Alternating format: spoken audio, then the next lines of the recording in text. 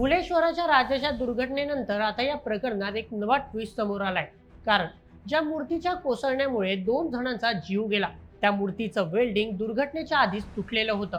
फक्त इतकंच नाही तर मूर्ती पुन्हा कारखान्यात नेण्यात आली, तिचं वेल्डिंग करण्यात आलं आणि त्यानंतर ती पुन्हा मिरवणुकीत आणली गेली.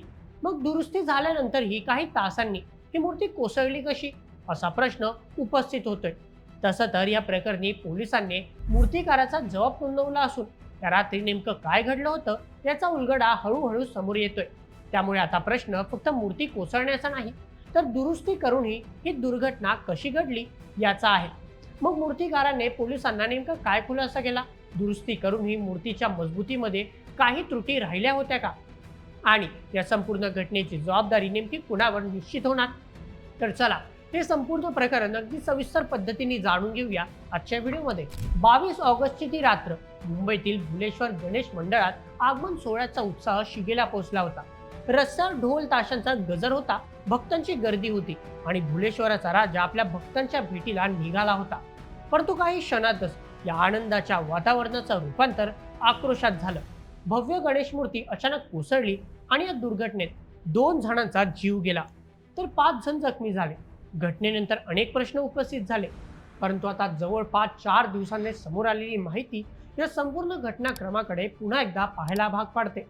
कारण मूर्ती कार्यशाळेतून बाहेर पडली आणि आगमन सोहळा सुरू झाला, मात्र अवघ्या 150 मीटरवर गेल्यानंतर मूर्तीच्या पाठीमागच्या बाजूचं वेल्डिंग तुटलं. इथेच या घटनेचा पहिला महत्त्वाचा टप्पा समोर येतो. वेल्डिंग तुटल्यानंतर मूर्ती तिथेच पुढे नेण्यात आली नाही, ती पुन्हा कारखान्यात नेण्यात आली. तिथे वेल्डिंगचं काम करण्यात आलं आणि दुरुस्तीनंतर मूर्ती पुन्हा मिरवणुकीत आणण्यात आली.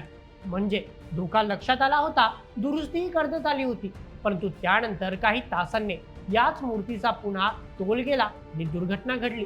आणि म्हणूनच आता सगळ्यात मोठा प्रश्न उभा राहतो. पहिल्यांदा वेल्डिंग तुटल्यानंतर दुरुस्ती करण्यात आली होती, मग पुन्हा मूर्ती कोसळण्यामागे नेमकं कारण काय होतं?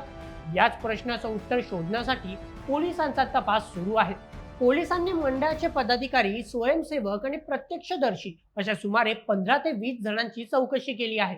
आता मूर्तिकार अनिकेत देसाई यांचाही जबाब नोंदवण्यात आला आहे आणि त्यांचा जबाब या प्रकरणात महत्त्वाचा मानला जातोय. कारण मूर्तीची रचना, वेल्डिंगचा काम, पहिल्यांदा वेल्डिंग तुटल्यानंतर करण्यात आलेली दुरुस्ती आणि त्यानंतर मूर्ती पुन्हा मिरवणुकीत नेण्यापर्यंत नेमकी प्रक्रिया काय होती याबाबतची माहिती त्याच्या जबाबातून मिळू शकते. परंतु या प्रकरणात आणखी एक महत्त्वाची माहिती याआधीच समोर आली होती.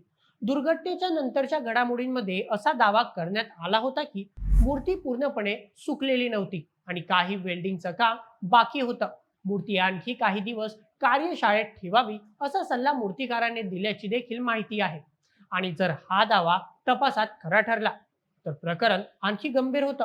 कारण मग प्रश्न असा निर्माण होतो, मूर्ती पूर्णपणे तयार नसल्याचं लक्षात आलं होतं का? जर काही काम बाकी होतं तर आगमन सोहळ्यासाठी मूर्ती बाहेर काढण्याचा निर्णय कोणत्या परिस्थितीत झाला? आणि पहिल्यांदा वेल्डिंग तुटल्यानंतर झालेली दुरुस्ती सुरक्षित असल्याची खात्री करण्यात आली होती का?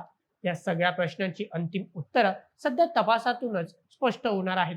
त्यामुळे आताच कोणावरही थेट दोष ठेवणं योग्य ठरणार नाही. परंतु या दुर्घटनेने एक मोठा मुद्दा नक्कीच समोर आणला आहे.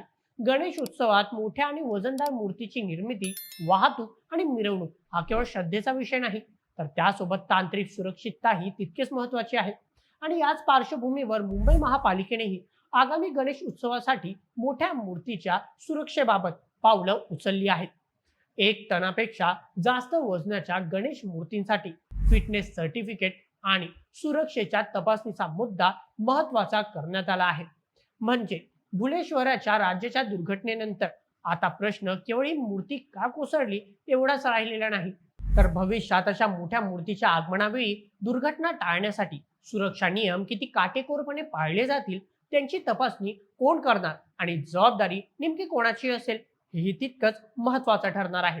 कारण उत्सवाचा आनंद आणि भक्तांची श्रद्धा कायम राहायलाच हवी, परंतु त्या श्रद्धेच्या उत्सवात सुरक्षेची तडजोड होऊ नये हा धडा भुलेश्वराच्या राज्याच्या या दुर्घटनेने दिला आहे. आता पोलिसांच्या तपासातून आणखी कोणते खुलासे समोर येतात आणि या दुर्घटनेची जबाबदारी नेमकी कोणावर निश्चित होते याकडे सगळ्यांचं लक्ष लागलेलं आहे. तर मित्रांनो, संपूर्ण प्रकरणावर तुमचे काय मत आम्हाला कमेंटमध्ये नक्की सांगा.